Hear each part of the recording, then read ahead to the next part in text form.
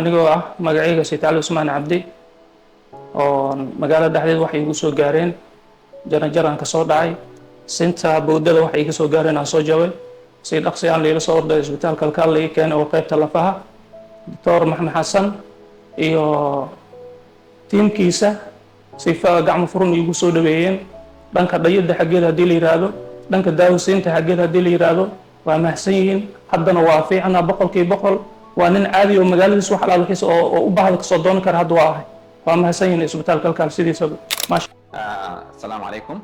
Said Ali has come to us with the fracture neck of femur. We do fixation for this fracture. Alhamdulillah, successful surgery, and now he's go back for his life.